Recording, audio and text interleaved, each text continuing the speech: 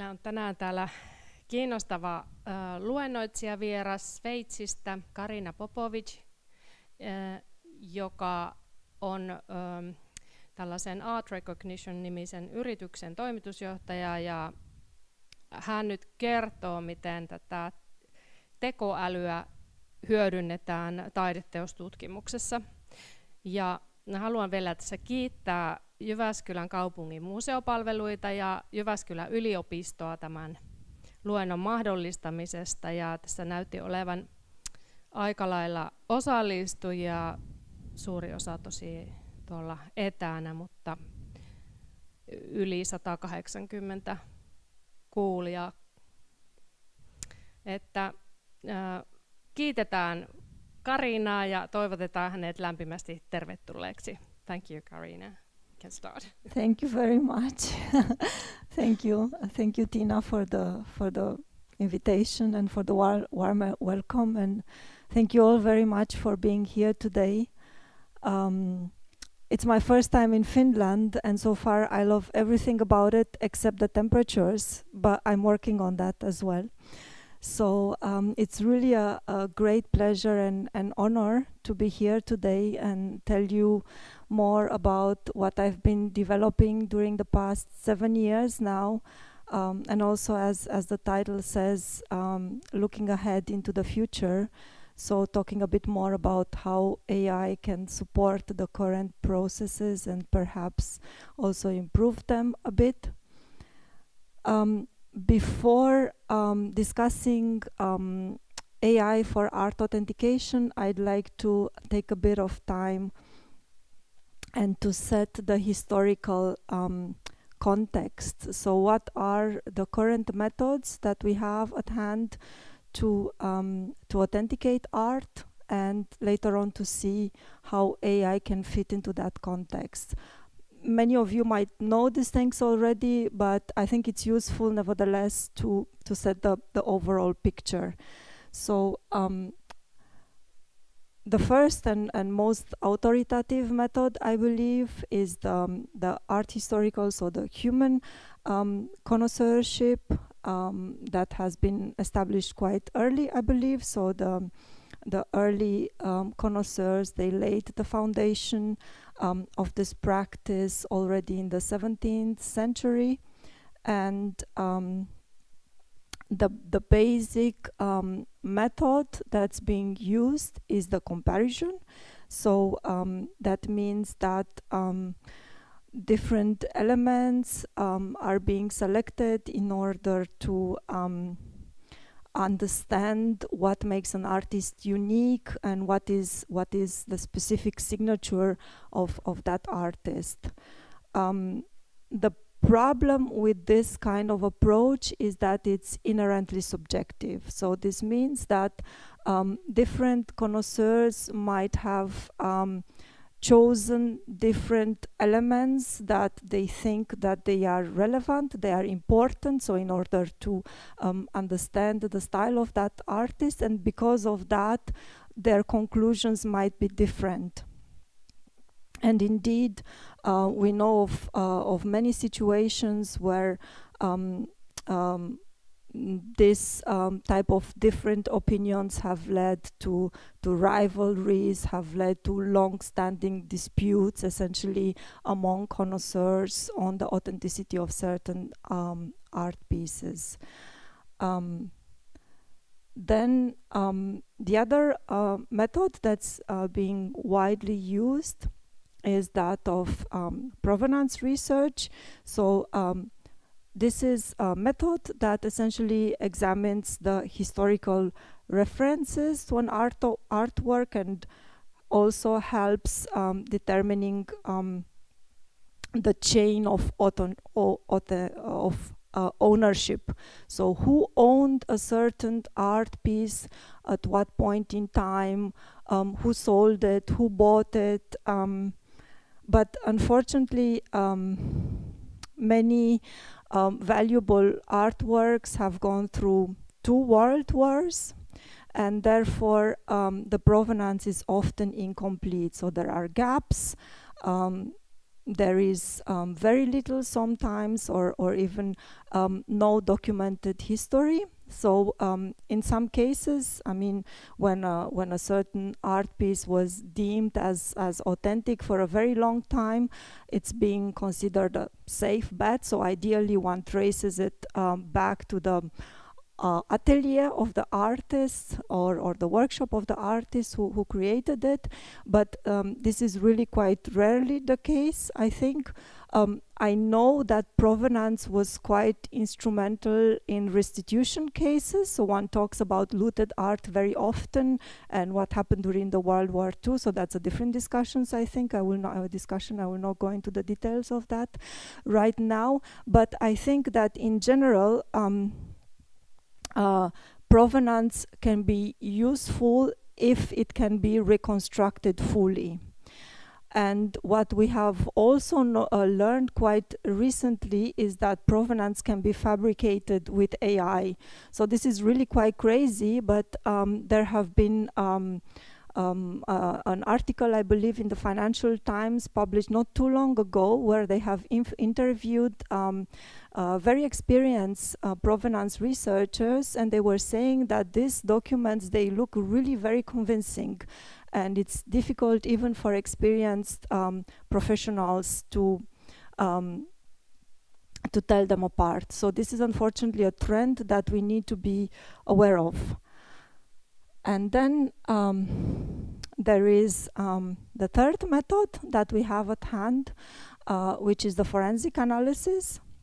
So that is essentially trying to tell us what an object is made of. So it examines the physical components of an artist, of an artwork. So for example, it looks at the pigments, it looks at the binders, canvas, paper, support materials, chemical compositions, of course, pigment, also the aging process. So all of these elements that relate to the materials and to the methods, right?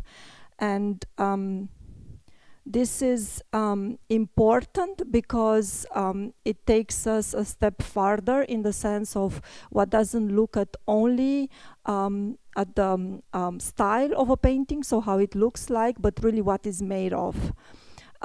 There are, however, some aspects that we need to keep in mind. So the fact that forensics is related inherently to a geographic and to a temporal context. So essentially it can tell, for example, whether on a painting there are pigments that weren't available during an artist's lifetime.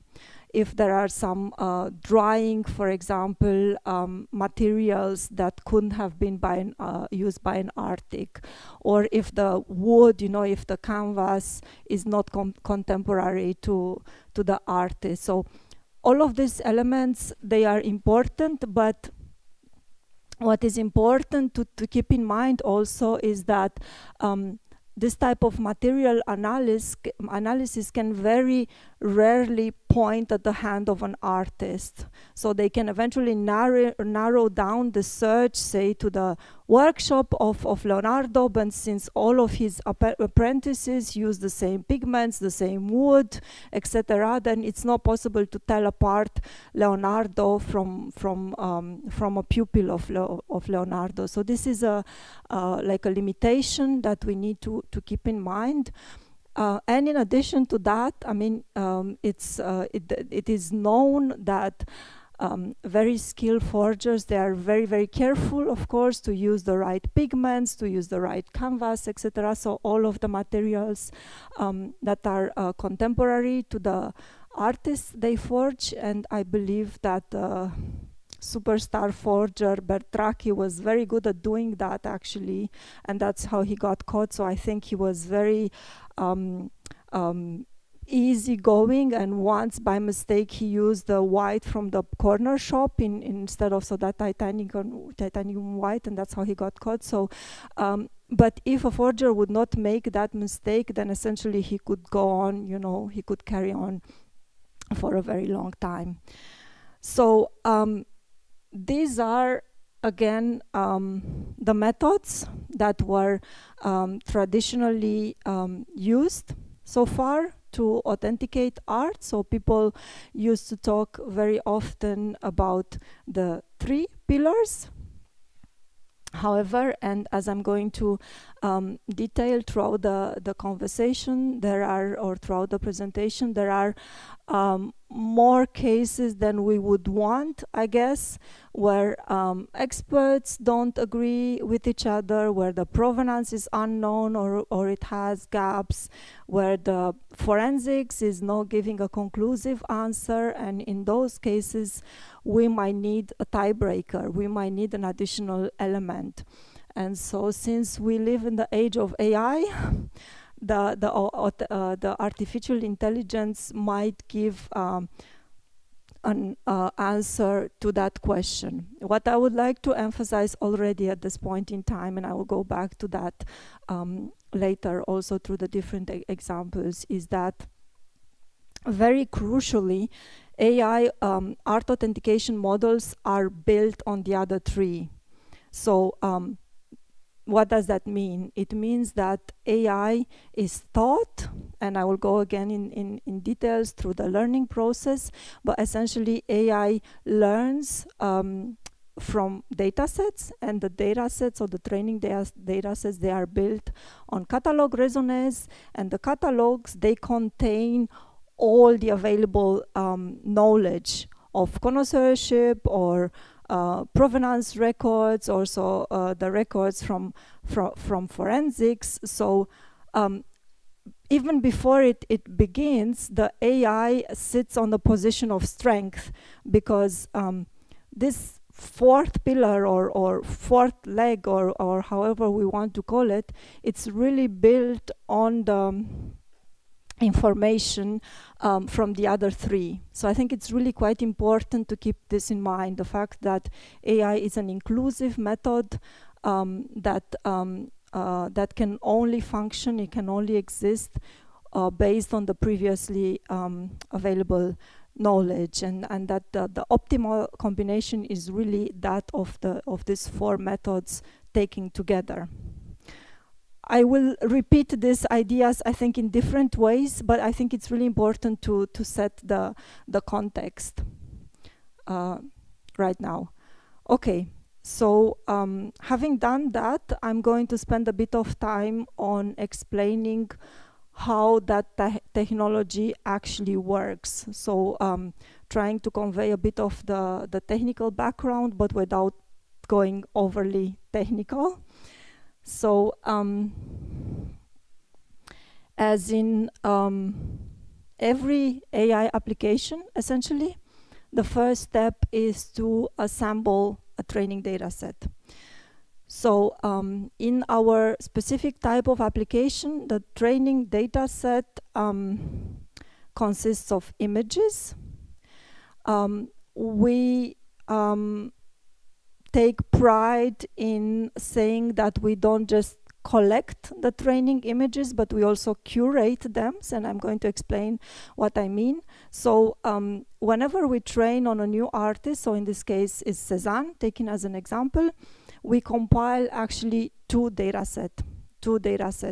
So one positive data set that contains photographic reproductions of art pieces that are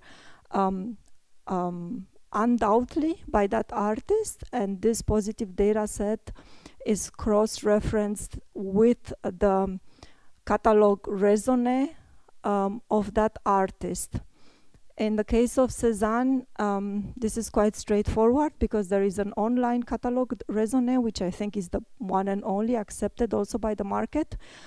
In other cases is less straightforward because, as you probably know, at least in some cases there might be more than one catalog for a certain artist, Modigliani for example, or in the existing catalogs there might be disputes among different experts on whether some of the images should be in that catalog or not. So we have gone actually quite some length in trying to straightening this process and creating a set of internal guidelines, really, so a process on how to approach these difficult situations. So one approach that we take is to, so whenever there is more than one catalog available for a certain artist, we choose the one that is being accepted by the market.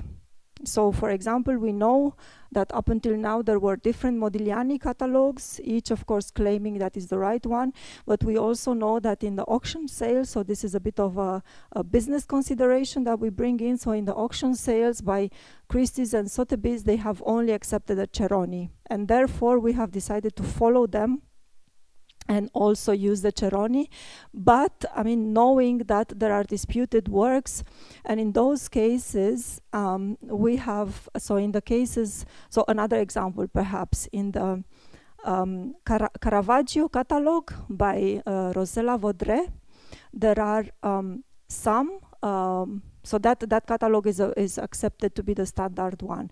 In that catalog, there are some paintings that come with a question mark by the author. So the author herself was not sure whether certain paintings should be accepted as being by Caravaggio or not. So in that case, we have created a scoring system, as we call it. So we have essentially made a list of all the Caravaggio experts, and we have gone through the existing literature and read the articles. I mean, when I say we, I mean our art historians in the team. So we have read all of the articles that have been published by the Caravaggio experts on those paintings, and if the majority agrees that they are authentic, then we keep them in the data sets. If the majority would say this is not authentic, then we remove them. I'd like to say that the creation of a data set with all of the research involved, it can take up to half a year. So it's a very, very long time. Each artist is a new world, essentially, a project on their own. It is important, extremely important for us to do this work, so to show that what we're doing has a very, very strong, a very solid scientific foundation and an art historical foundation. So we have 6 art historians in the team, actually, that go to the library, you know, search through the literatures, review whatever has been done on each artist. So I think among the commercial service providers, we are really quite unique in this respect. It takes a long time, like I said, but the good news is that it has to be done just once. So for an artist, so to train on a new artist, it's a big effort, yes, but once we have like a solid, strong data set, then we can put it in the drawer and then use it like whenever we need it. Okay, so this was a small detour.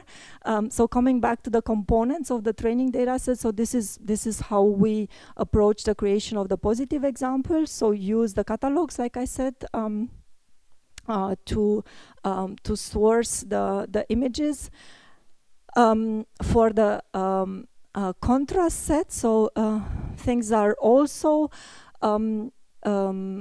so in order to build the negative examples, we also need to rely even more, perhaps, on the art historical expertise, and I'm going to explain what I mean with this.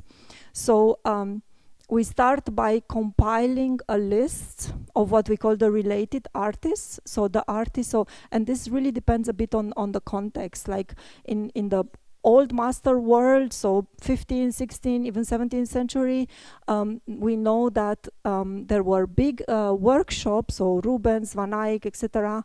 They had many apprentices. There were many anonymous artists that we are copying them, so we try to find them. Who were they?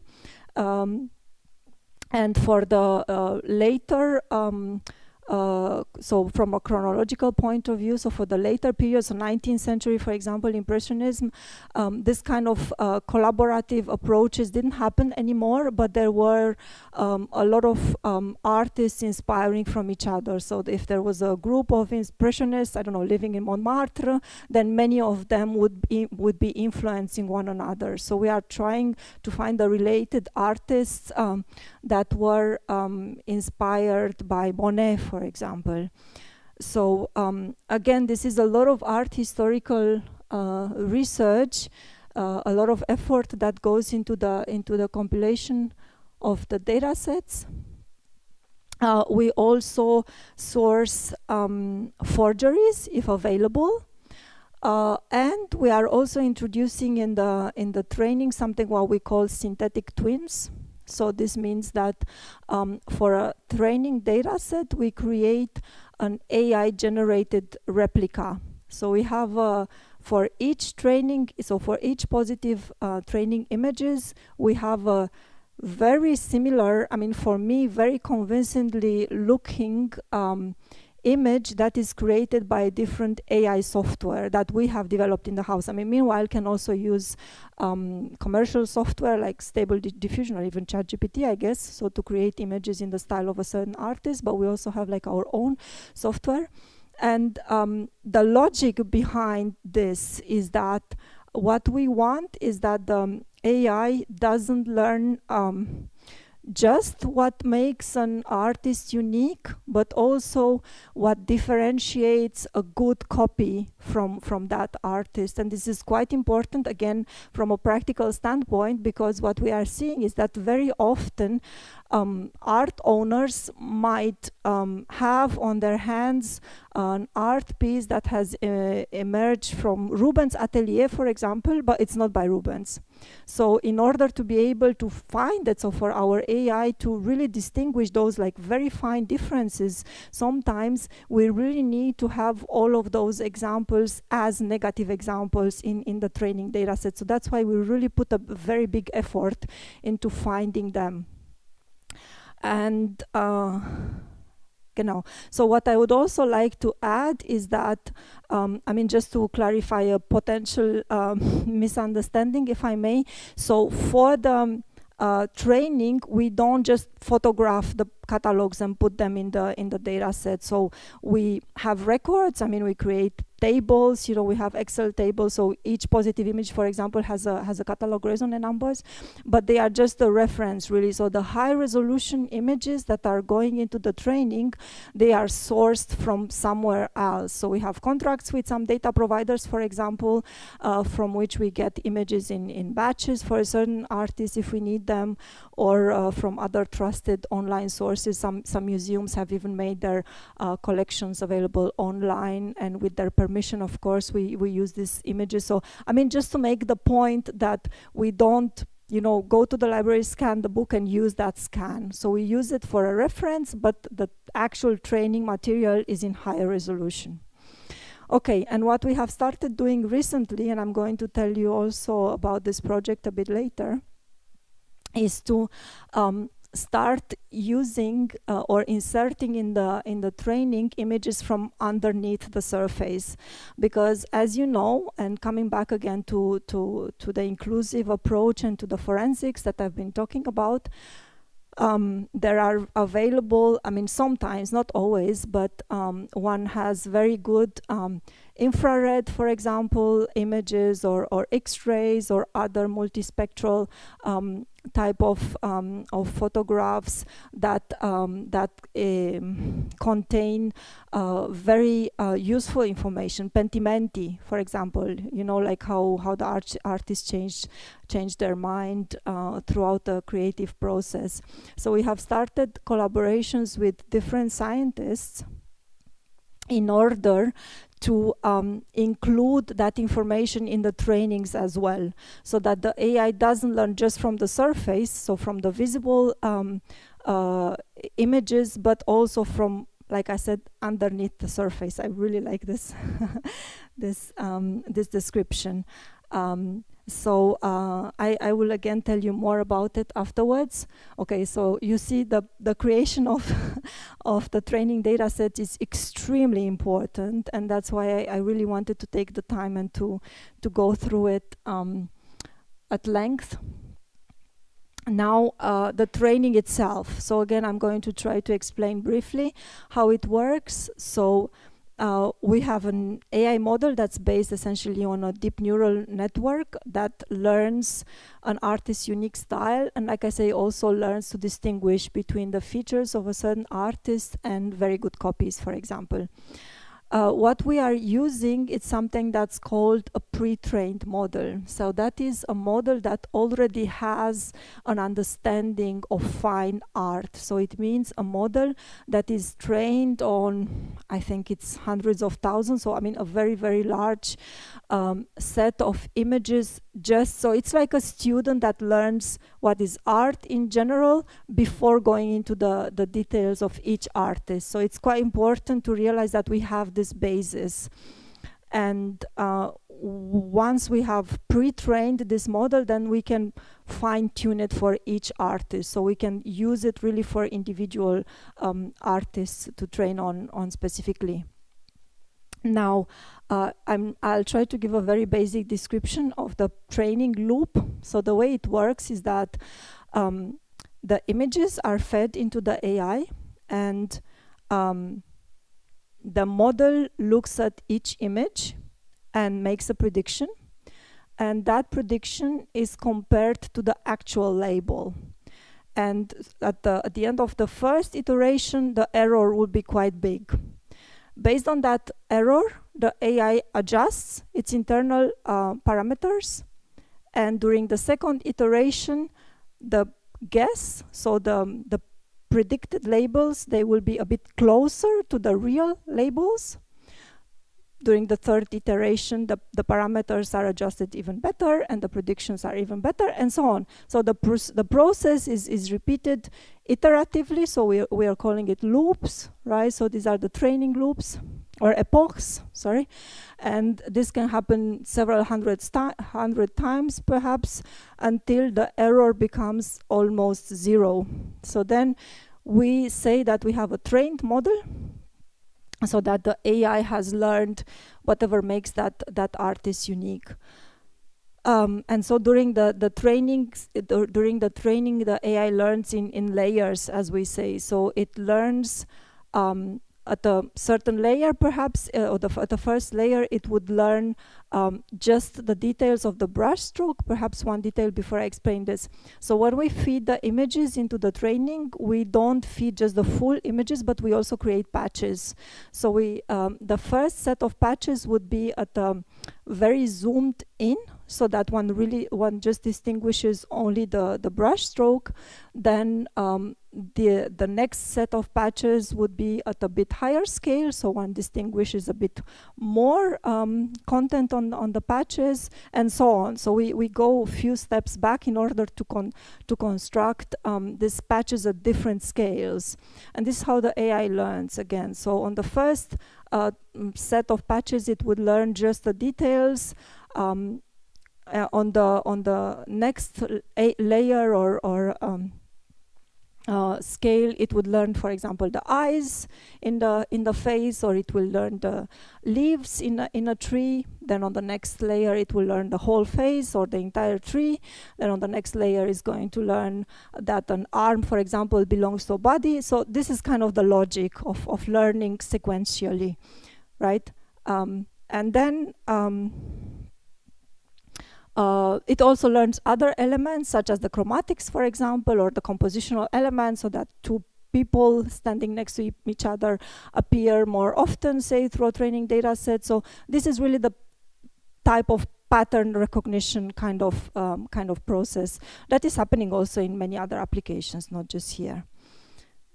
Okay, so this is the learning. And then once the model has learned all of these features, then we can move on to assess the authenticity of a new piece. Actually, there is an intermediate step that is not on the slide, and I think I should mention it. So there is one step that we call model validation or model testing. So what that means is that we don't actually train on the full data set, but on 90% of it, for example, or 80% of it. And the remaining images, they are put on the side, and when the model has been trained, then we feed in all those remaining images. We know the label, but the AI doesn't, okay? And then we check how many of them have been labeled correctly. And if out of 100 out of sample testing images, for example, 99 have been recognized correctly, then we know that the precision is really quite high. So this is one step that we do in between before moving on to authenticate a new piece. Okay, and so then what is happening? So when all of these features have been learned, then the AI compares them with the features identified on a new artwork. And based on this comparison, it returns a probability for the authenticity of the new art piece. So it essentially tells us how strongly this new work aligns with the established body of that artist.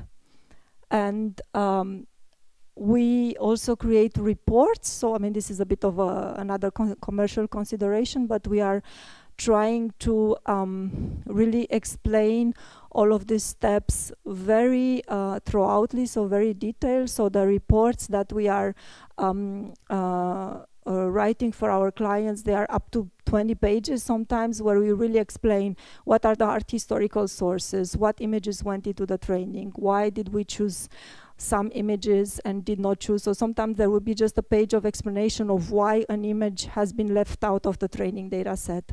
And so all of this, and then also the metrics of the AI training. I didn't go into this detail now, but we look at the precision, we look at the recall, so we look at our AI developers, they are looking at certain metrics that are relevant to understand how well an AI model trained. And actually, and with this I will finish with the technicality. So we don't train just a model, but we train around 40 models. So there is something that's called hyperparameter tuning. So an AI can learn faster, for example, or slower. So one can adjust a parameter called the learning rate. Or there are other technical parameters such as the batch size. So when one goes, or when the AI goes through the training images, the AI doesn't see them all at once, but in chunks, and one can decide on the size of these chunks that go into the training, and that can influence the training a bit. So our developers, they look at a very large set of models and decide based on certain metrics which one is the best one, and that's being used for the prediction. So for calculating the score for a new art piece. Okay, so all of this information is contained in the reports. And I mean, as you are seeing in this very nice picture here, we also create visualizations. So this here is called a heat map. So essentially, it shows in different colors what were the most important features for the AI's decision. So in this case, I mean, this painting here is very well known in Switzerland. So it's housed in the in Kunsthaus Zurich. It's been stolen also in the 90s. It has a bit of a turbulent story. It's called The Boy in the Red Vest by Cézanne. So what I want to show you is that for this very high score of authenticity, we can see that the face of the boy and the body were the most important for the decision. So whatever appears in bright red, so what we call the hot spots, it's very is the most important for the decision, and then as the color goes towards yellow and blue, it becomes less important. Okay. So This is again an overview of the entire end-to-end pipeline, so the curating the data sets and collecting them, training, and then assessing the authenticity of a new art piece. Okay, what I would also like to say before moving ahead is that we have developed this technology together with scientists from 2 universities. So we still have a collaboration with the Tilburg University from the Netherlands. So they're our scientific advisor even, so his name is Erik Posma, so he's the director of the AI research at Tilburg University, and we have published our technology, so through peer-reviewed computer science journals. We have also published a paper in an art historical journal, and I will come back to that a bit later. And we have currently another article in preparation. So the title is at the bottom, so it's combining image and textual learning for art authentication. So it's essentially to show how training on images and text work together. So this is a project that we have started working on last year. So essentially to expand the training to art historical books, so literature, papers, so all of the textual information that are contained within books and are not in images. And it's really quite amazing, and it's going to be published within the next few months, I think. So this is something that is really important to us and to me personally as a former academic, if I can say so.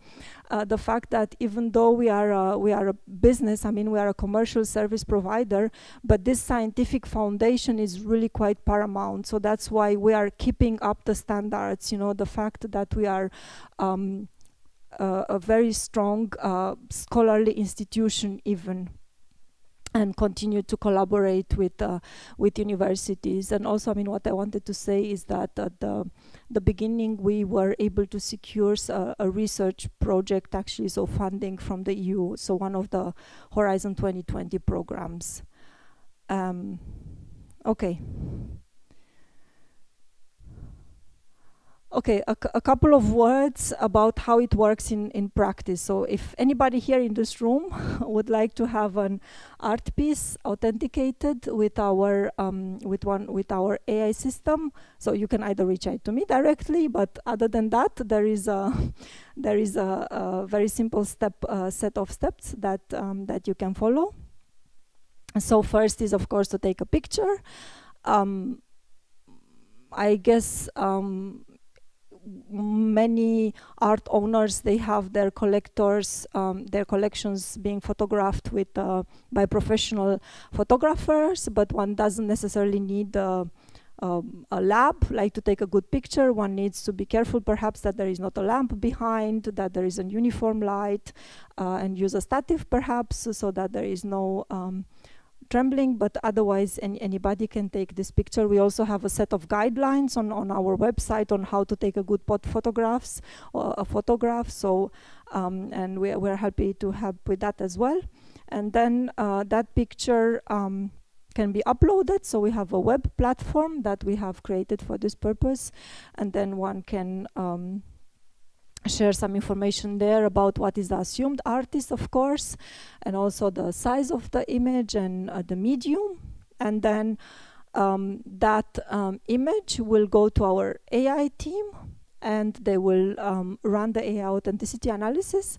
And in a few weeks, one receives an answer. So whether the AI has returned a positive or negative probability on that, or assessment on that painting.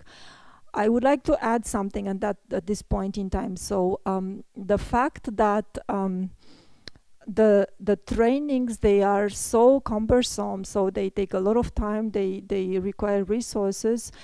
that doesn't mean that the first client on a certain artist that needs to be trained will take over the costs of the training. I'm just telling this because we had people coming to us, we would like to have this analyzed by you. Did you train it? And I said, no, but we can do it.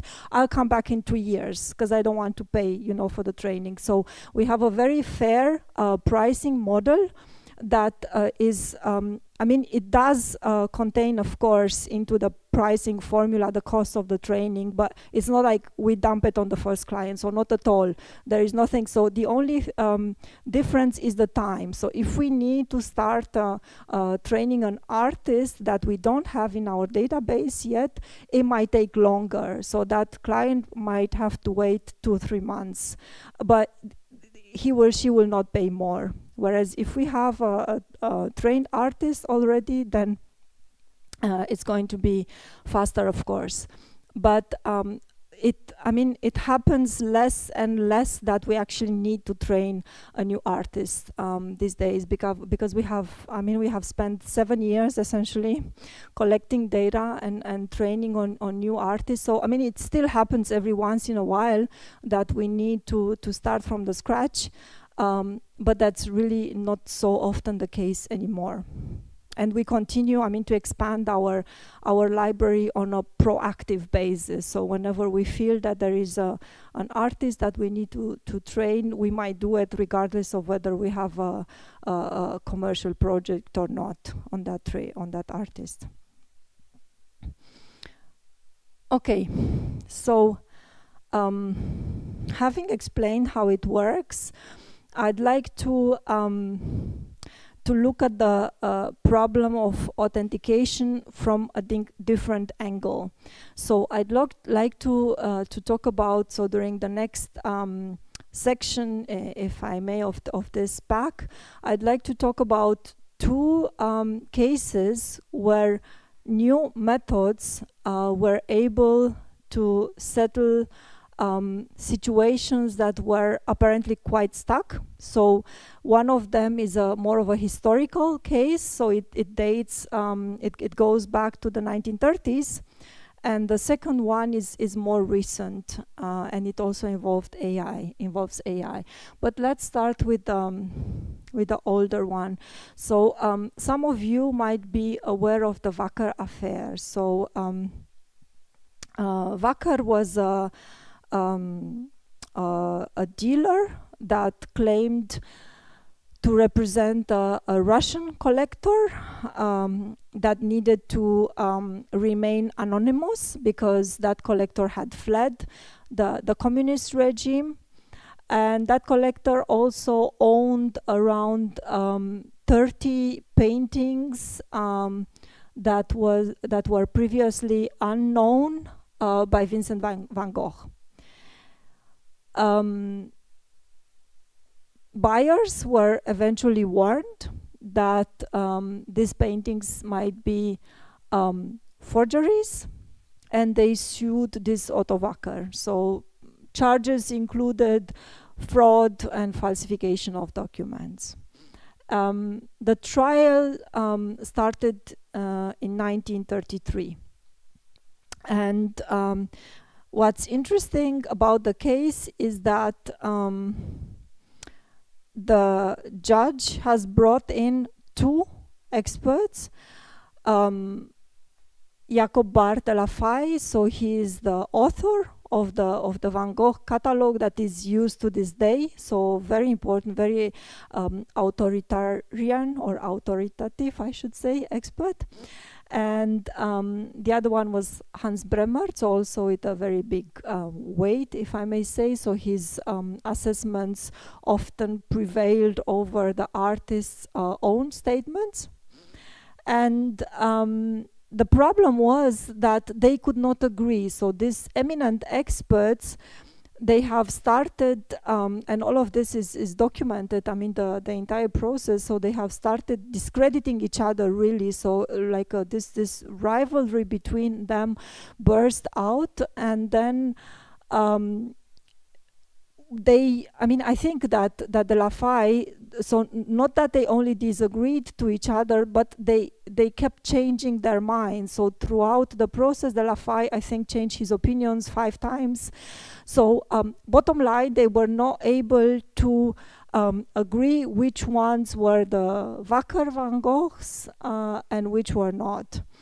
And so in order to solve the situation, the judge has brought in a chemist. So his name is Martin de Wild. So Martin de Wild was, so he used scientific methods to analyze the paintings really, and he detected resin, he detected some lead additives used to speed up the drying of the painting. So essentially chemical materials that Van Gogh has never used.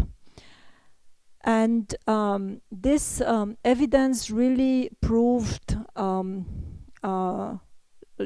decisive in court. And this is indeed the first case of a modern time situation where the traditional connoisseurship has shown its limits in a pretty spectacular way, I guess, during those times, and where a new method that hasn't been used before that was brought in and was able to settle the debate.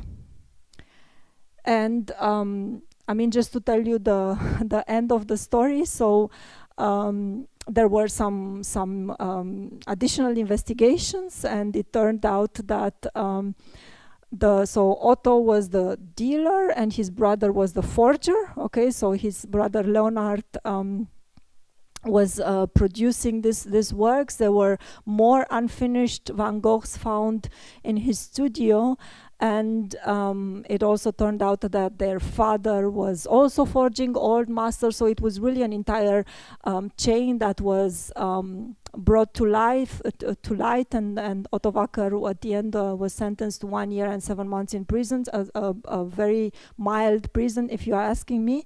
But this is what it happened, and then the case continued to ripple actually, because there have been more scientific tests carried out on paintings that were owned by Chester Dale, so the famous American art collector that had donated later a large part of his collection to the National Gallery of Art in Washington, D.C. So again, the resin and the speed drying materials were detected on the paintings. What happened then, and I think it's really quite disturbing, was that this collector, so Dale, he publicly insisted, so although there was very clear evidence that this is fake art, he continued, so through his authority even, so in the US he was already a big name, so he continued to discredit this evidence. And I think this is really very dangerous, you know, that the fact that this type of claims can shed a negative light on the actual evidence, and trying to override the expert opinion. And so there was this so-called Van Gogh that he tried to place in the National Gallery. That didn't happen, but it's something that we need to keep in mind, because this happens really until today. And I have one more slide with a few remarks, with a few reflections on the case. So like I said, this has been the first instance where there was a shift from this connoisseurship-dominated type of judgment towards science, so chemical analysis in that case. But it has also shown, so through the Chester Dale case, it has shown how this public suspicion can actually damage not just an artwork's value, but also the value of the science, or of the scientific evidence itself. And I mean, today we know, of course, that the science is used as an authority, but it can still be subject to misinterpretations, to manipulations. So this is quite important, I think, to keep in mind. And I couldn't help but adding this last line. So AI could have solved the Wacker case in less than a week, and all of the, discussions would have become redundant. But let's have a look at what could happen today. So we are now going a few hundreds of years to the future.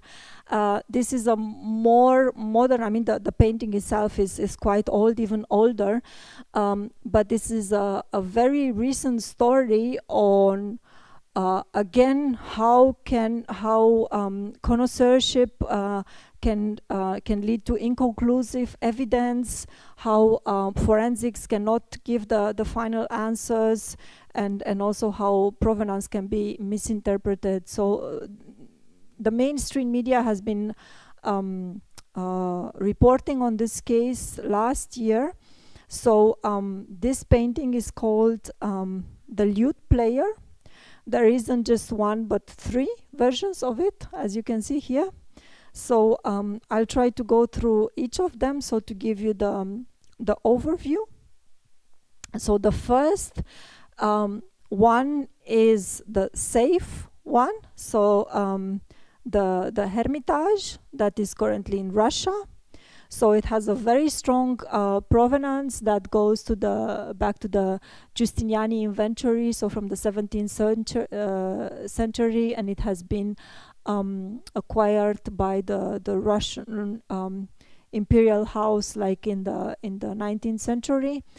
There have been a few technical campaigns carried out at the museums or at the Hermitage, which showed essentially that all of the materials, so the entire process was consistent to Caravaggio. Also that there is some stylistic coherence, so the light comes the right way and the reflections comes the right way, and I will explain why this is important. And this painting was included as authentic in our training data set.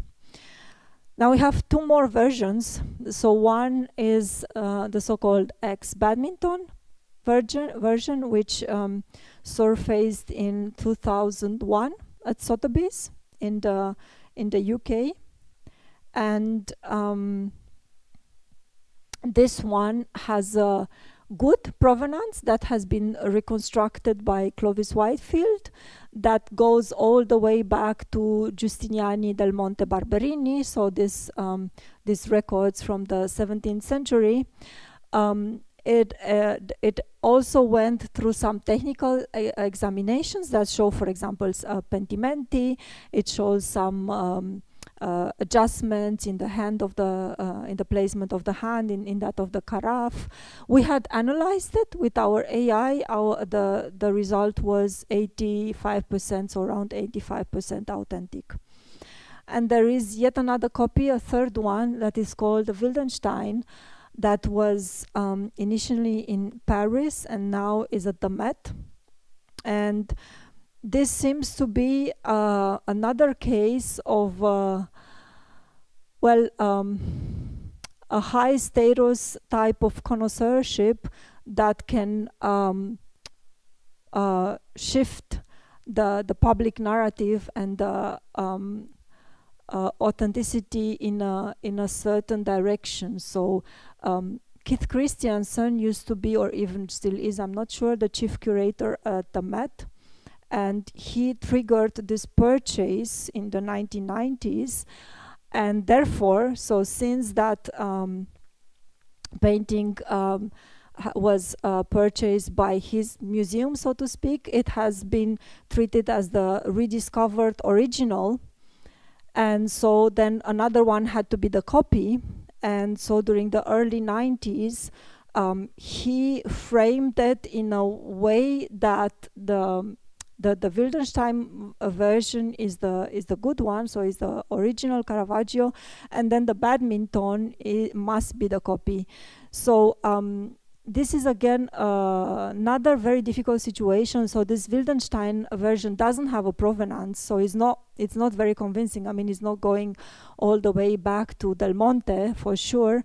There are also some problems with the instruments, with the light, the fact that the reflections are not right. So Caravaggio was known, I think, for his extreme precision. So the bridge and the string, they are wrong on this Wildenstein version. We have also analyzed it with our models, and the response was 38% authentic, which I guess it shows that it is a very good copy. So it must necessarily be a malicious forgery, but according to our AI results, it was not, or it is not original. So this is again a different type of situation, I guess, where the fact that Caravaggio has painted so many versions. I mean, he's one of the artists that is known to have created copies of his own work, right? So of his own paintings, and that invites, of course, to even more paintings or to even more copies, and then it might become eventually difficult to tell them apart. And if one adds all of this, I mean, disagreements of eminent experts, and the conflicting evidence of other types, so one has really a perfect mix, you know, of extremely difficult situations where we have tried, I mean, to add our contributions and to really at least encourage, if I can say so, the parties involved to treat it with less conflict and more openness. But I strongly believe that that artificial intelligence can really play the role, you know, of the chemical analysis of the 1930s trial, when we have, you know, situations like this, that we can bring in a new method that can add more clarity and remove the uncertainty and arguments around cases like this.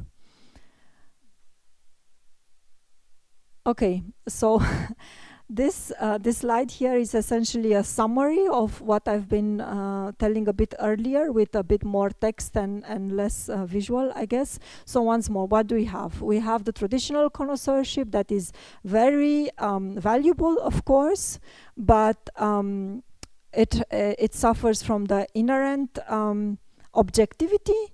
There are also cases where experts aren't available, so then, you know, how do we authenticate Andy Warhol, for example, knowing that the committee has been dismantled?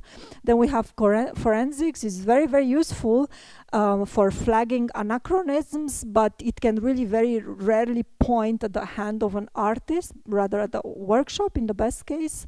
And then we have the provenance that is very powerful if it can be reconstructed, but very often it cannot. And then we have the AI, which is, like I said, relying very heavily on the other methods through the training data sets. And it can act as a complementary tool to the traditional methods. So, so what I like to do in the following few slides is to show some examples of how these methods can actually work together, because we've started doing that already. And one example is this. So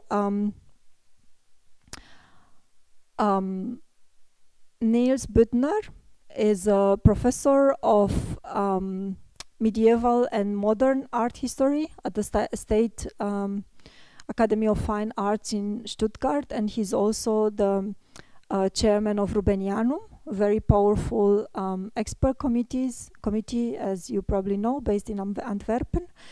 And so this case is very, very interesting because in 2023 he wrote this article about his views on AI art authentication in general and art recognition in particular. And his position was really quite openly adversarial. So I have put here on the slide the nicer quotes, but he has accused us on very serious things, including corruption. And so we had been, first really taken quite aback, like, why is this happening?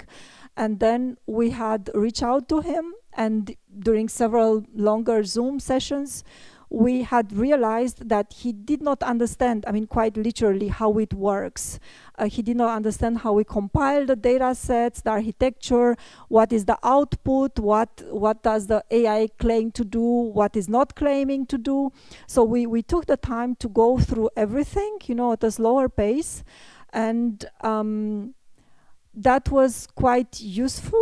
First of all, to lift the tension, but it's also, I think, important to realize that this attitude, this initial resistance is quite understandable, because there are reputations, there are careers, there are many things at stake. It's not just about the AI. But once we have started, discussing, then we decided to put it at a test. So essentially, we agreed to take a painting. He had chosen actually a painting, and to use it as a stress test. So essentially, we had analyzed it with our AI. He had analyzed it in his own art historical way. And the result was this article here, which appeared about half a year, I think, after his initial paper. And I will tell you in a minute about the painting that we had analyzed.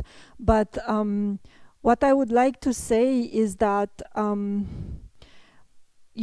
this case is really quite notable, because we were able to produce some kind of manifesto. So really a paper that we put online. It's also published in a journal called Kunstgeschichte.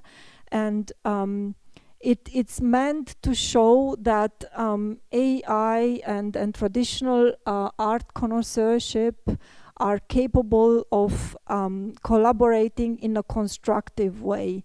So this is really quite important to me, to give the right signal, to show that that experts and technologies, they are not enemies, but they can work together really meaningfully.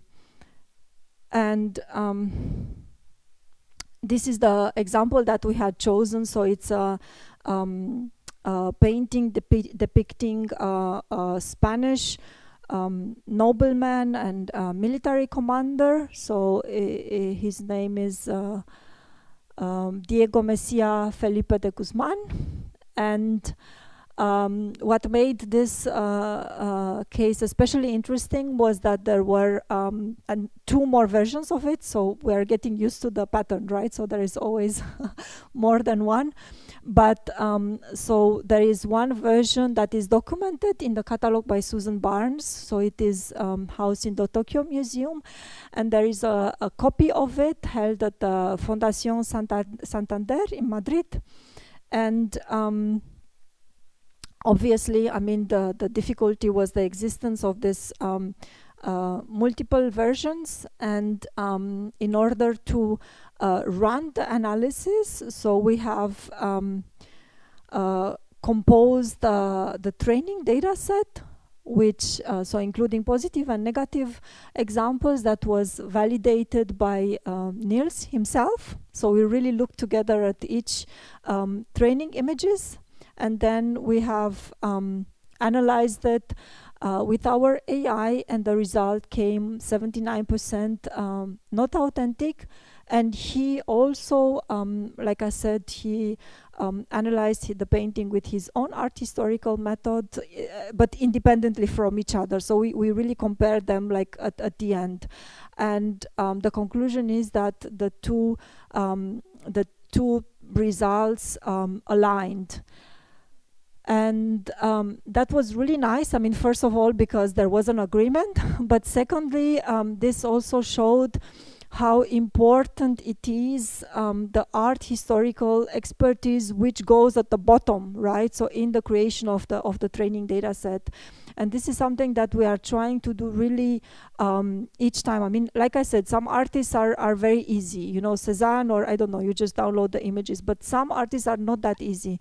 And then in addition to our trained art historians that we have in our team, we are also engaging whenever possible scholars that are not in our teams, but they are really the authorities on those artists. And we ask them, could you review our at least artists that we have selected for the negative data set, so some related anonymous artists that might not be too obvious, like for Dürer, for example. I mean, I'm just giving an example that comes to mind. There is the Dürer Renaissance. So suddenly, 100 years later, after his death, there was a trend within Europe of artists that had started copying him.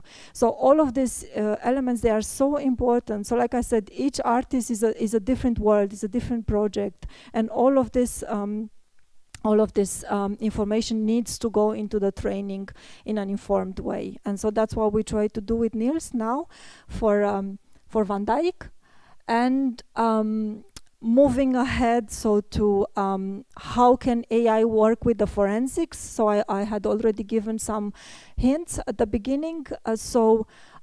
We have started last year, actually, so really quite recently, and because of this I can't disclose too many details. So we have started working together with Maurizio Serracini, the very eminent Italian engineer and art diagnostician, who uses various technologies, I guess, so to scan the images, so through multispectral images, X-rays, and so on.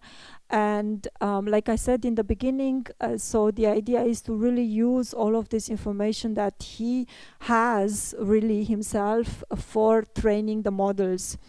And his database is really, I mean, quite impressive. So I think he's been scanning the paintings, so Renaissance masters from most of the Italian museums and other museums throughout the world. So this is an extremely valuable body of information that we have started using actually for the training. And we will make our results public during this year, hopefully soon. Okay, and now since we've been talking about the different building blocks, I'd like to take a bit of time and to reflect perhaps on how could AI be useful for museums. And again, I'd like to give a few examples of paintings that we have analyzed for different museums. So one of them is this, the Polish Rider, that is housed in the Frick collection in the US, which is a very nice and very interesting case, I think, because the question that we had tried to answer here is how much is Rembrandt's hand on this painting. And I think at the very first, so maybe in 1910 or so, when it's been purchased by the Rick, it's been bought as a Rembrandt, but then very soon after, scholars have doubted it. There are even books, I mean, like at least 2 books that have been written just on this painting. And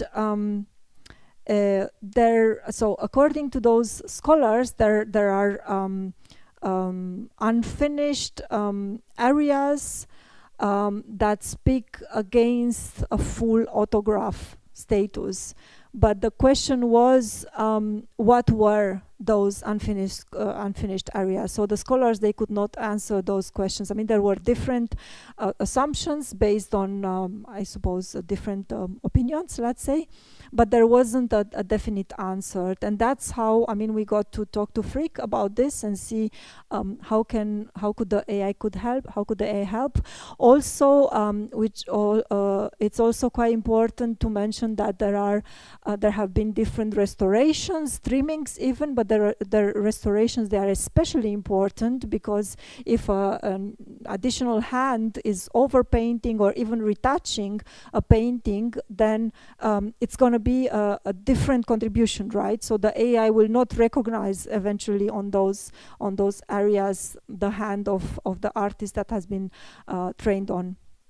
So with all of these elements, there was a lot of interest really in what the AI has to say about that, and the AI has indeed returned a mixed authorship. So we have analyzed the painting with our system, and what we did, so because of this uncertainty around who painted what, we have created small patches on the entire painting and then analyzed each patch separately and then assembled them together. And then it turned out that, well, almost everything except the lower part, also the legs of the horse, came out to be authentic, so by Rembrandt.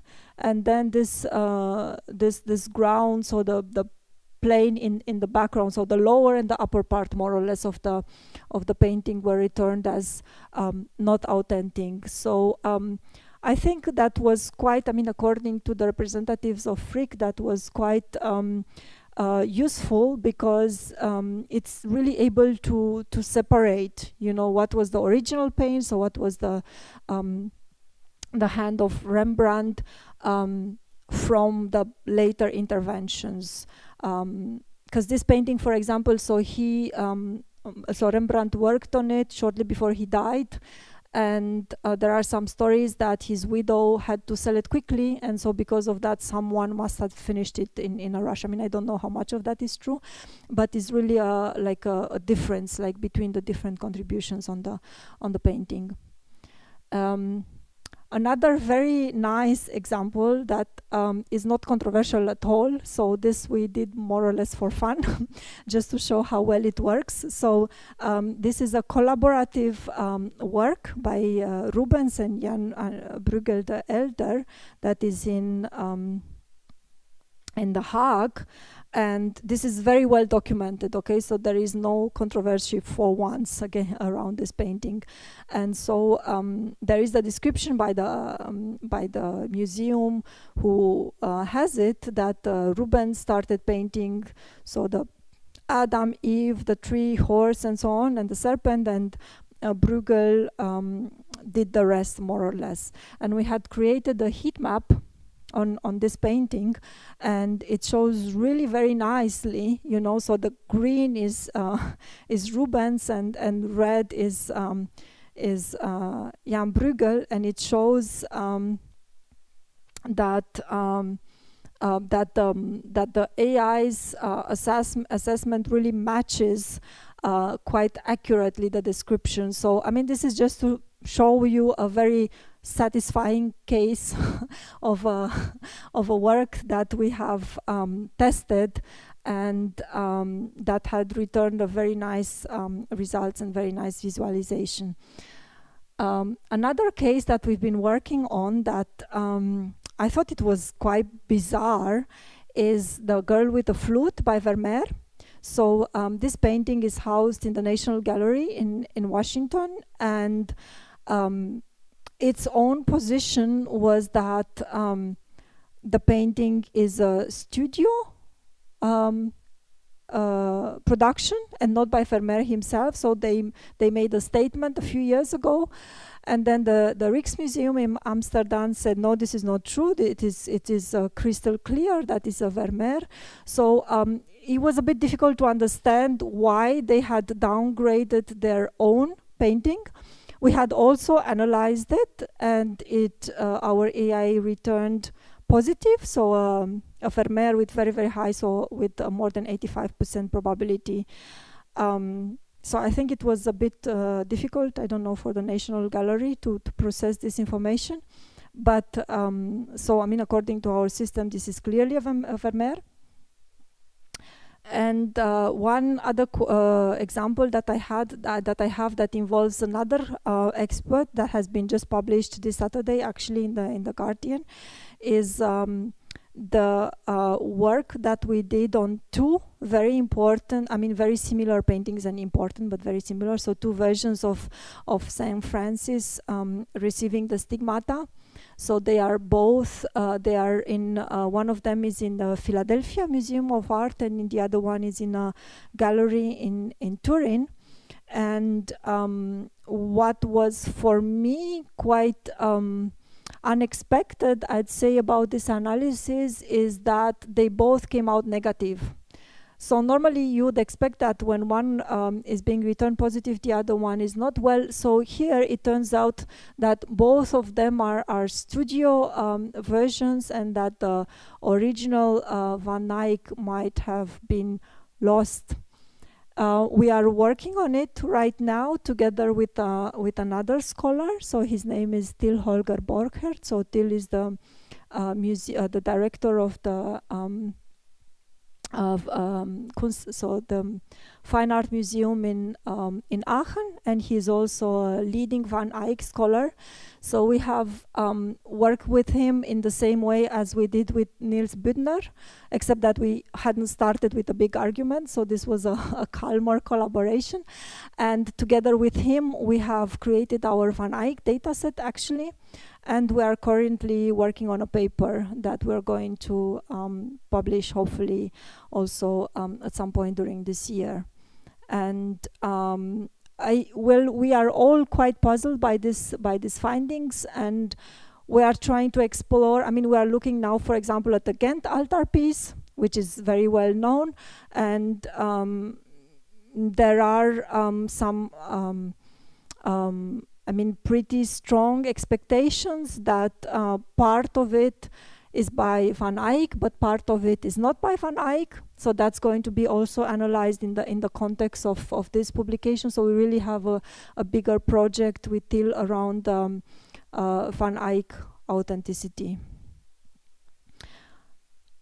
Okay, and the last case that I'm going to briefly mention is one that happened in Zurich, so 500 meters away from my home, essentially.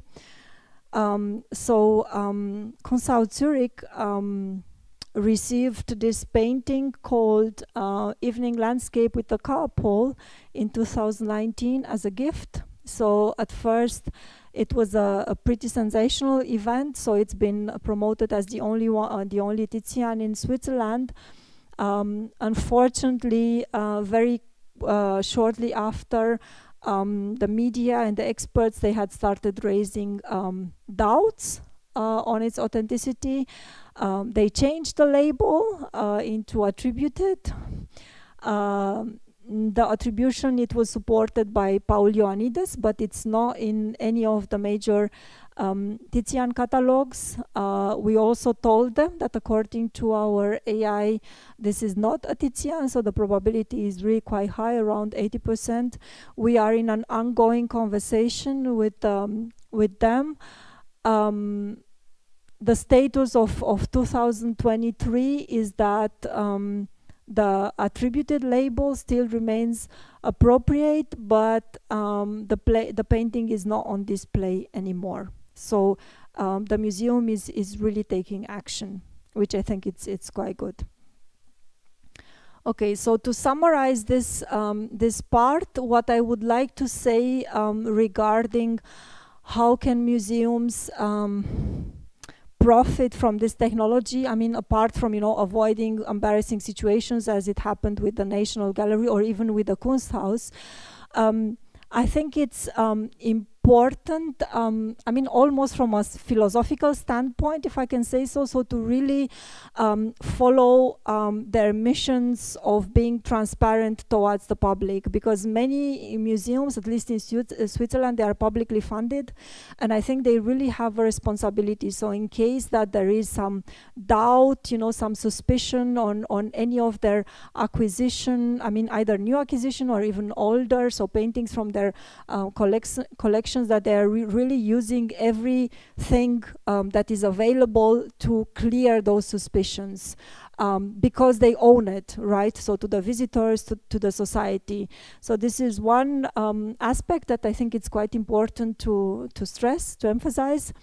And also, I mean, there are this kind of mixed attributions that we've been talking about when one has an old master together with a workshop. I mean, as in the case of the Polish rider, it's quite nice, I think, to be able to clarify those cases and to show who did what, and also on the longer term, that one can think about, you know, like creating some kind of tools that can be used by the visitors. So I don't know, if somebody walks in and one can see on their phone, you know, some information like the authenticity probability things.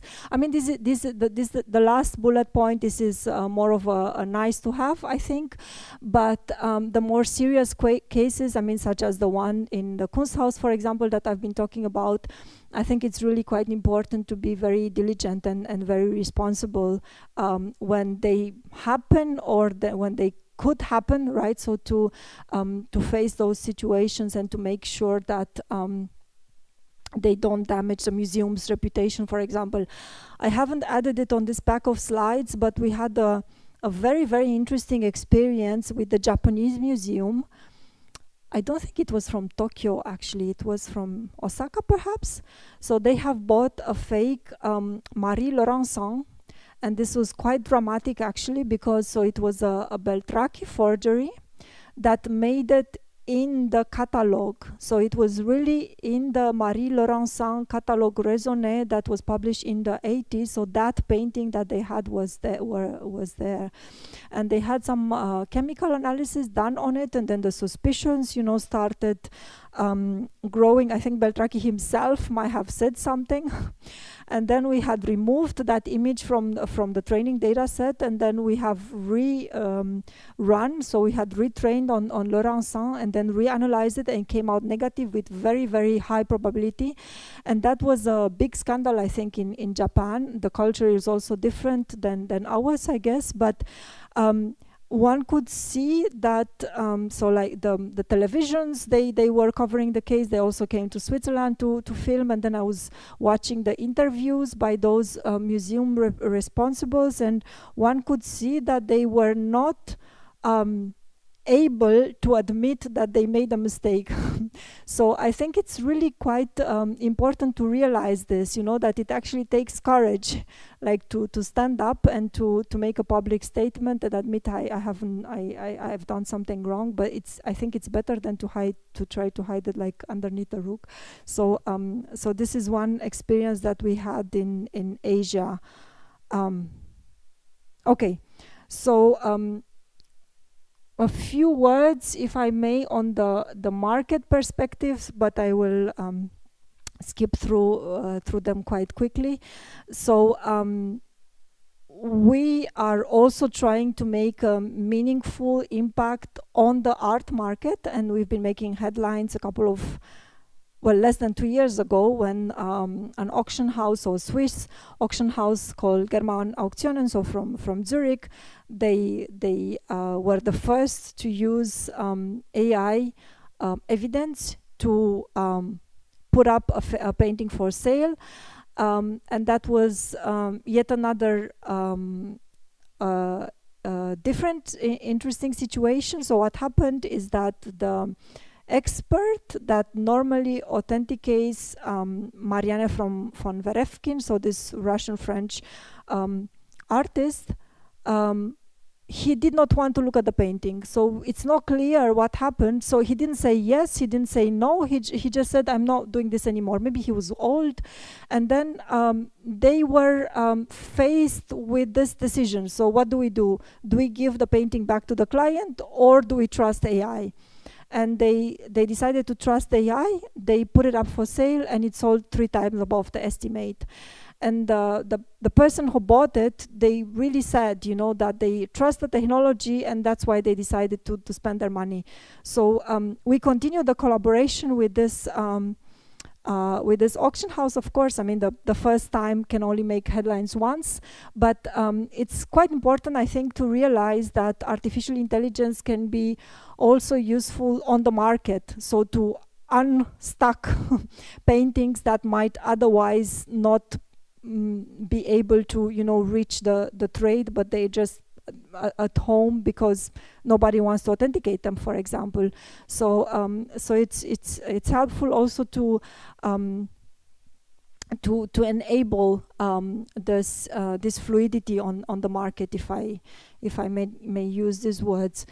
And one other aspect, also, I guess, from a market point of view, I mean, we've been talking about the partial authorship in museums. I mean, this Polish writer, but it might be interesting to try to understand what would be the effect of a partial authorship on an auction sale, or a sale in general.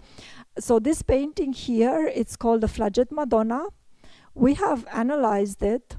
It's a biblical scene. One doesn't see it too well, so it made it on the first page of the Wall Street Journal.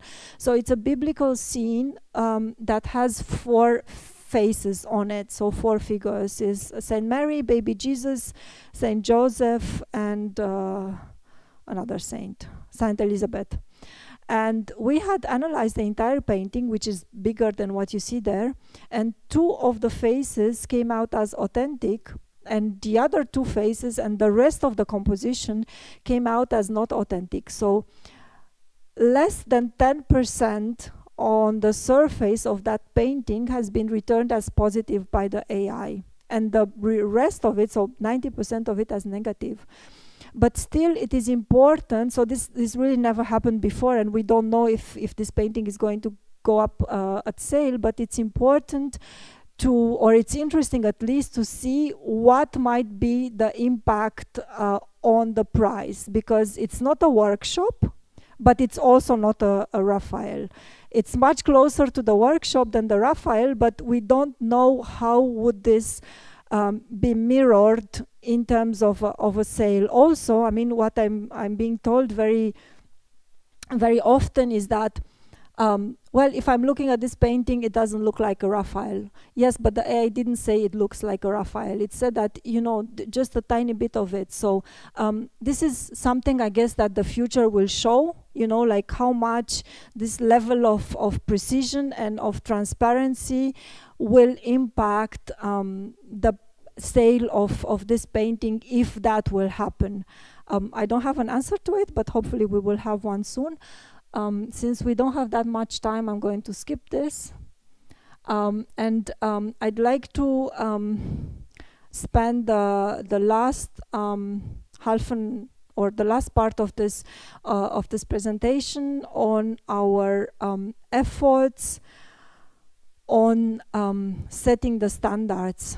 And so in order to talk in a bit more detail about what we have done, so to set the standards, I would like to again talk about a different situation, so a different painting that we have been working on. So in 2023, I think, there has been a big announcement by a group of researchers from the UK that their AI has discovered a new Raphael.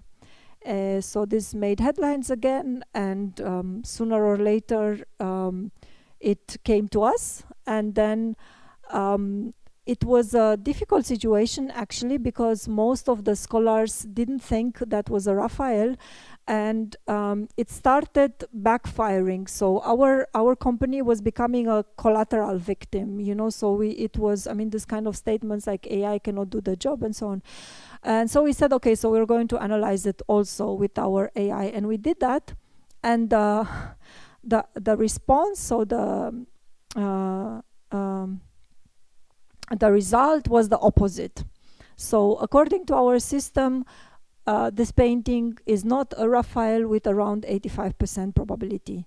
And so then we had to understand, why is that? Why do we have two conflicting events resulting from two different AI systems?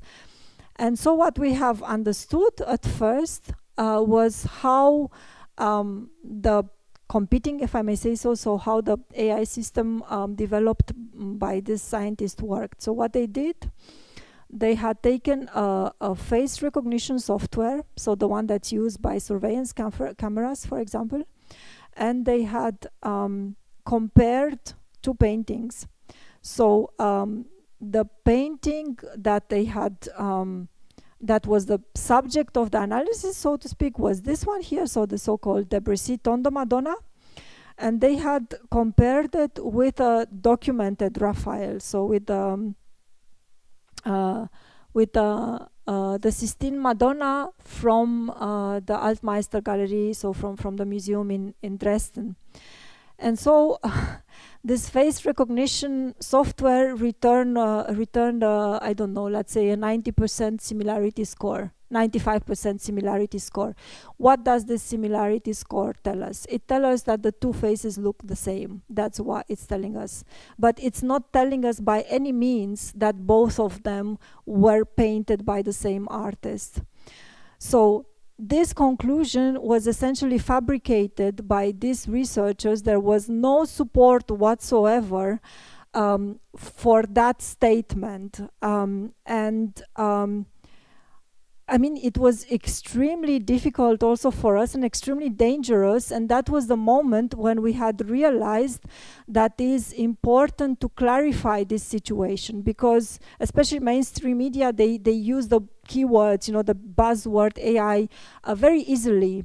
And then the public might not understand, you know, like a face recognition software is not an AI art authentication software.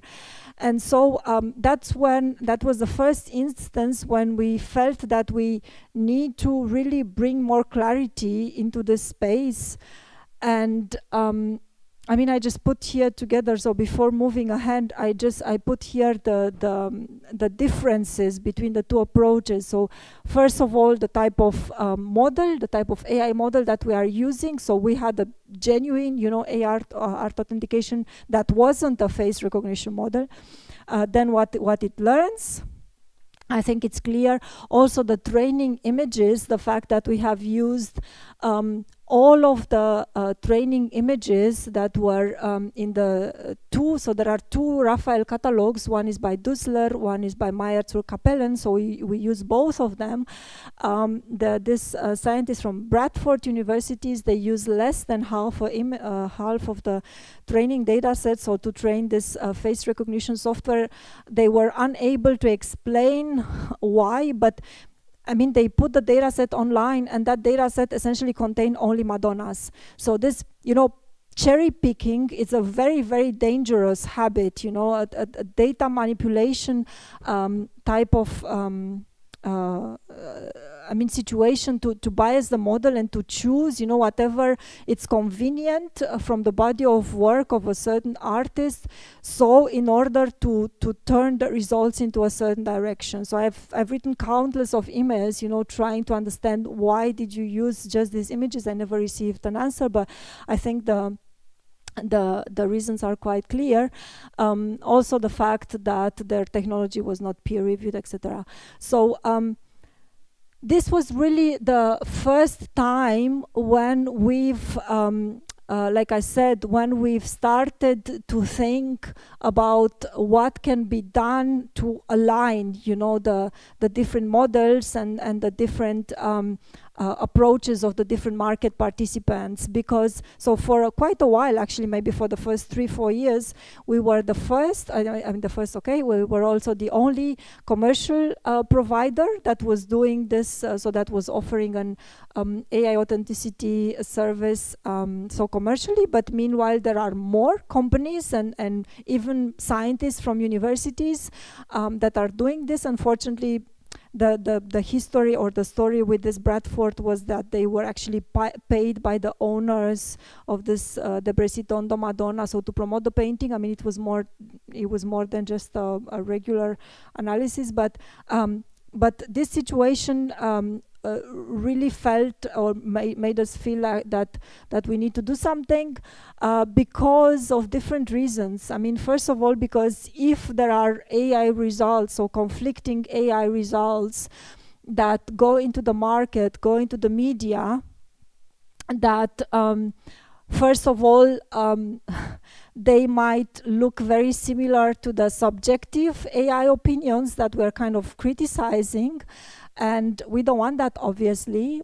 And the other problem is that, I mean, because one has the possibility, for example, to cherry pick the training data sets, that these results can be used to justify a certain outcome that we want to have. So, I mean, all of these considerations, they might be undermining the trust in this technology. And that's why I think that as there are more companies on the market, that transparency is really, really critical. So the fact that everybody should publish their models, should explain their technology, the data sets, the methodologies, so that when we end up in situations like this, and I'm quite sure that it will come back, that it's possible to trace the discrepancies, so either to the data sets or to the methodologies. But so in order to be able to achieve that, one really needs to put everything on the table. And so this is what we had in mind when we published this document last year, so it's also on our website. So we have compiled together with the Center for Art Law. It's a non-profit organization based in Brooklyn. So we have published a set of guidelines, which we are calling Framework for Responsible Use of AI in Art Authentication. And there are essentially there are several ideas, but there are two core ideas that we wanted to put forward. So first of all, the fact that transparency, as I said, but also accountability and the ethical development, they are quite essential. So in order to reinforce the trust in the providers who are developing AI models properly. And the second idea that we want to highlight is the fact that we really want to promote a human AI collaboration. So not an AI only, not any type of replacement or anything like that, but really the fact that the human judgment and the historical knowledge, also the forensics and the AI can operate meaningfully together. And so these are a few sections that I will just briefly go through this. So first of all, we want that these guidelines, that they apply across the entire life cycle of the AI system. So this means that, from the moment when somebody develops an AI through the AI model, through the training, through the development, deployment, also interpreting the results. So all of these things have to be explained properly, even if the regulations sometimes differ from country to country, but they are really meant to be global in nature.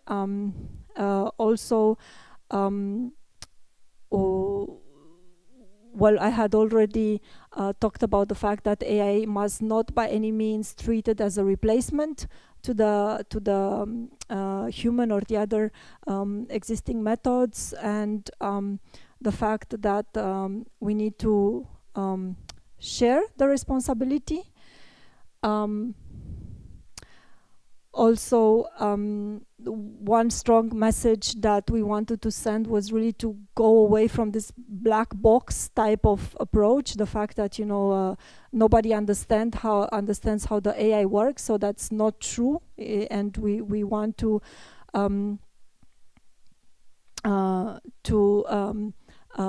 emphasize the documentation, so the fact that every provider should explain in plain English what they do, so that every user understands how that technology works. Also, very importantly, communicate the limitations, so one shouldn't pretend that AI can do things that it can't. And maybe hopefully there will be a question about the limitations afterwards. And also, very importantly, the outputs, they have to be explainable and interpretable. What does the probability score mean? What is a visualization map, a heat map? So all of these things, they have to be very, very clearly and thoroughly documented. And again, this is something that we have done and others didn't. So we have really asked the computer science community to validate our technology. So the articles that we wrote, of course, I mean, we don't want to give away all our trade secrets, but the core technology has been peer reviewed, and to the best of my knowledge, I think we are really the only ones who did this up until this point. And well, I mean, I already talked about the data set quality, of course, the fact that we need examples of both kinds. Also build the data sets whenever possible together with the scholars, and that we should use AI models that are built for art analysis and not for other purposes, such as face recognition, for example. And there are also some legal and ethical considerations. So the fact that we need to respect, of course, the copyrights, the licenses. There are all sorts of sensitive areas, the relationship with the families, for example, who own the estates and who have the right on the training data sets. Privacy, of course, data protection, very important, and the fact that we treat also the legal aspects of what we do very, very seriously. Okay, I think we will leave this because we don't have that much time. I will just take a couple of minutes to advertise a few things that we are doing sideways. So we are sponsoring a podcast which has been launched last year, and I warmly recommend it to all of you. So we have an art history advisor in our team. His name is Noah Charney.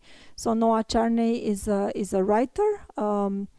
He's been on the short list of the Pulitzer Prize, I think, a few years ago, and I think he's considered really the leading authority in the history of art crime.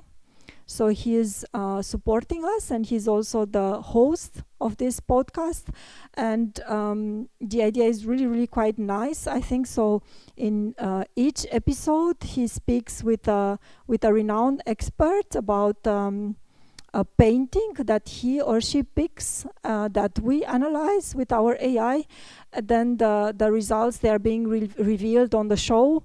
And there is also a conversation between that scholar and a representative of art recognition around the alignment or disalignment of the results with their own expectations. So each case is extremely interesting because it has a story normally.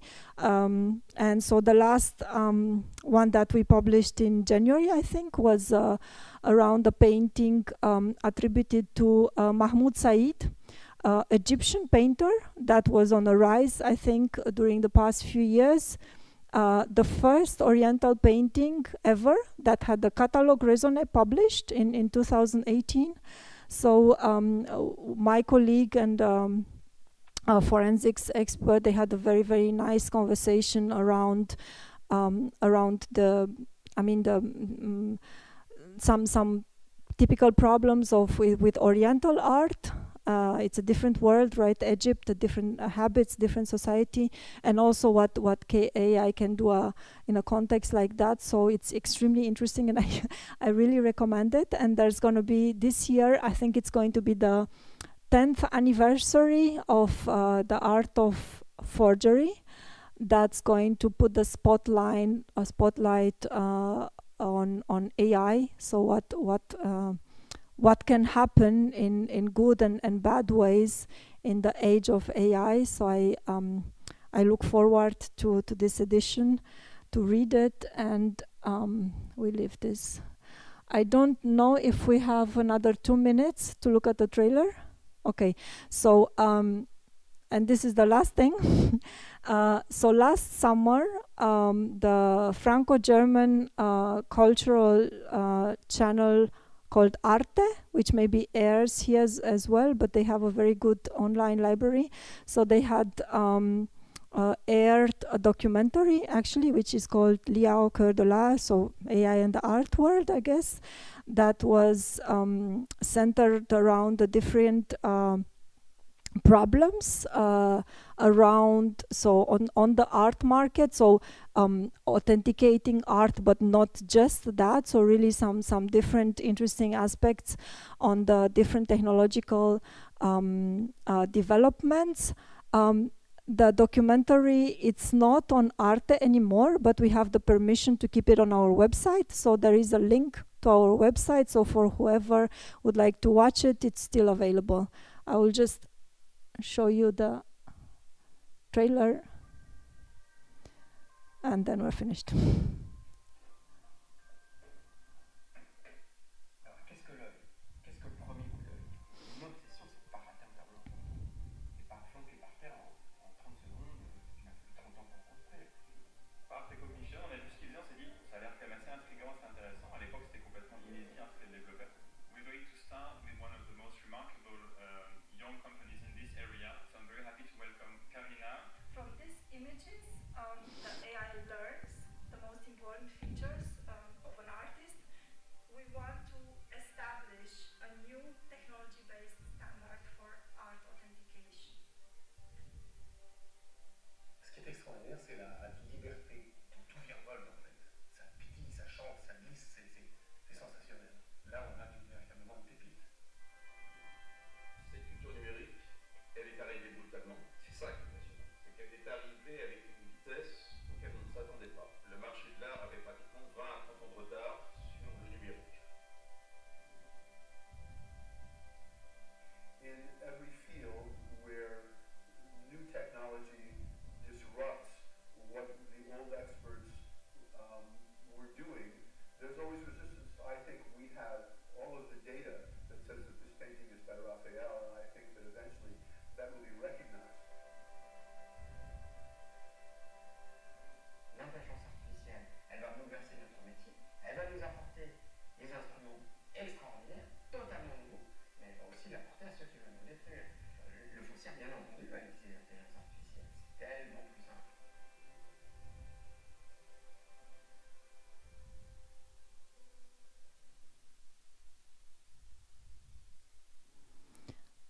Okay, so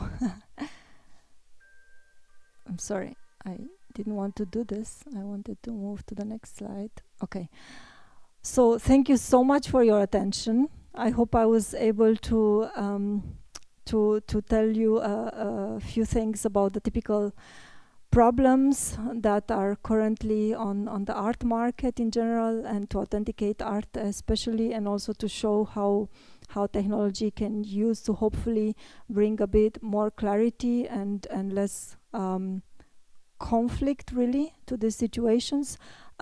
This QR code here should open my email address, so please feel free anytime to drop me a line. I would be very happy to stay in touch, and thank you once more.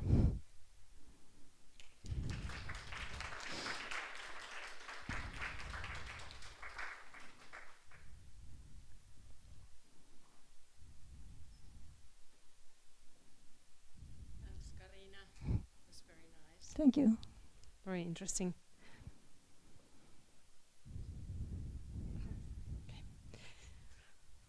No, oliko niin teillä Carinalle jotain kysymyksiä? Vielä olisi hetki aikaa kysyä.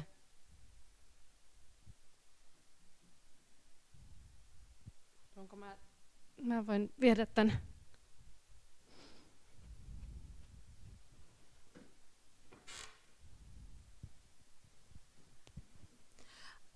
Hi, thank you for your lecture. It was really interesting and lovely. Love to hear it. I was wondering, what do the art historians do at the art recognition? If you have computer scientists who program this AI technology, then what do art historians do? Are they analyzing the artwork separately from the computer scientists, or how does it work? Mm-hmm. Thank you for the question. So the art historians, they aren't really involved in the technology itself, but in the creation and curation of the data set, so at the beginning. And occasionally they are involved at the end while interpreting the results. So when we train, for example, a new artist, the first thing that we do, or what an art historian from the team would do, is go to the library and take the books. So I really like this because, you know, we are a tech company, but actually we start by going to the library.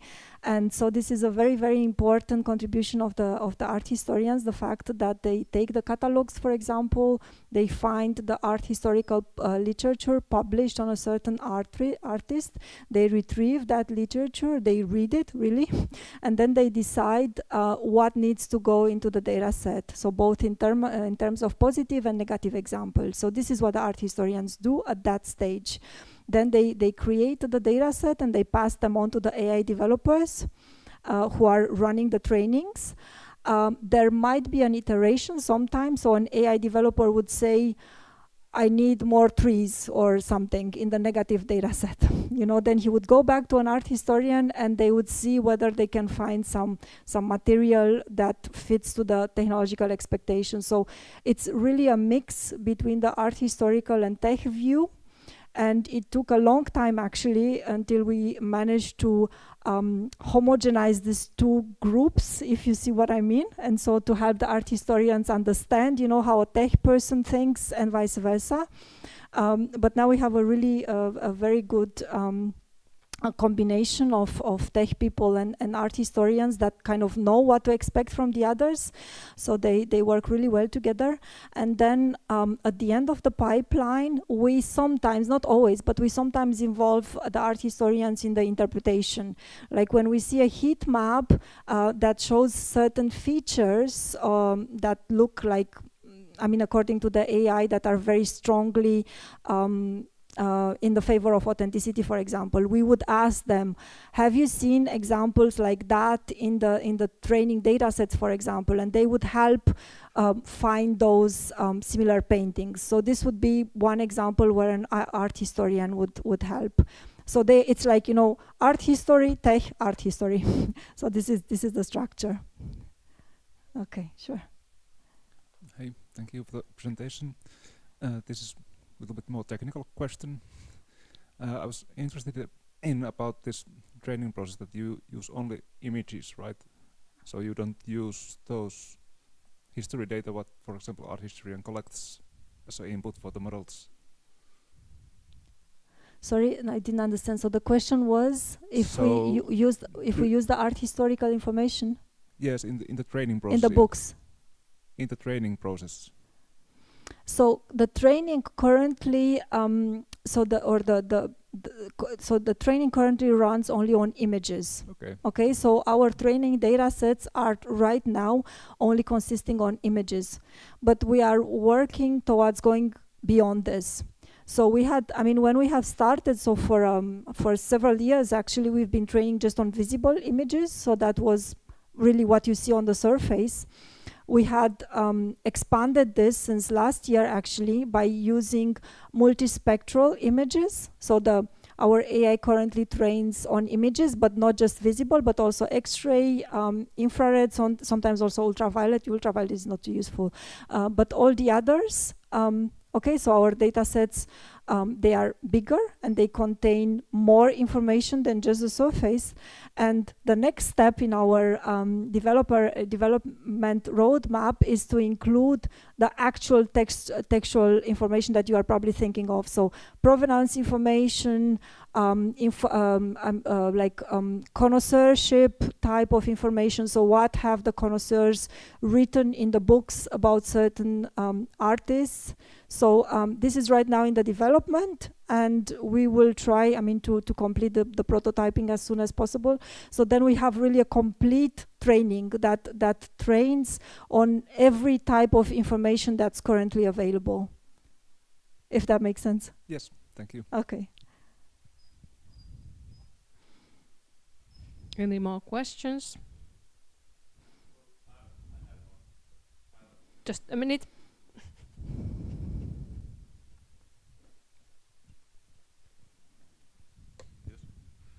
So about the how the condition of the painting, how does it have an effect on how it recognizes the artist? I was thinking that if the painting has a craquelure or something missing, parts missing, does it affect on the recognition? Yeah, so this is a very good question, obviously. And this, this relates to both the training and the prediction, right? Because one could have such images in the training data sets as well. So we've been prototyping a lot. So what we have concluded is that if there is a small, craquelure is if you are saying, but if it's really quite insignificant, it's not going to affect the training. Also, when we train, we have this cross-checking, so we are testing, we are validating the models. For the prediction, so for authenticating a new art piece, that can become quite critical. So if there are large parts of the painting that have been, for example, repainted or restored, we are asking the clients to mark them, because those, they can influence the result, because that's not the hand of the artist, right? We expect our clients to mark those areas, and then we mask them out. So when we run the prediction, that's going to be only on the areas that are, according to the owner of the art piece, that are by the hand, allegedly by the hand of the artist, and there is no intervention on them, because otherwise, yes, that could change the result. Yeah. All right. Thank you. Sure. More questions? I have one. Does it work also in that way if you have, for example, a painting by an unknown artist, and we don't really know who it is? Maybe it's some Dutch 17th century painting, for example. Is it possible that the AI can find the artist, the actual artist? Yeah, so technically it is possible for sure. The technology is there. We don't offer this service, if I can say so, because of the database. So the reason why I'm hesitating is that we're not sure if we might be missing that artist. So if it's one of the well-known artists, then it's okay, we will find it. But what if the artist, so the author of that painting is an anonymous artist or an artist that is less well known that we haven't trained on. So in order to be able to answer that question, we need to expand our database. So in the ideal case, we would need to train on every artist that have ever created, because then we know with 100% certainty that we will not miss it. This is, of course, very idealistic. I mean, this is difficult to implement in practice. But I mean, what we have offered, for example, to clients, and what we have done in the past was to ask them to provide us a list. So if you have a list of 5, 6, up to 10 artists, say, that could be the author, then we can test on each of them. And then we can find out which is the best candidate out of the following 5, for example. So this is something that we can do. But to answer this general question, you know, which is or who is the unknown artist, we need to work on the database a bit more to be absolutely sure that that information has gone into the training and that we don't miss something that could be relevant for the analysis. Yes, thank you. And one more question. Of course. Do you have any Finnish artists in your database? I'm afraid not, Tina. So we must correct we can that start then. exactly. We can start today. Okay, great. Yes.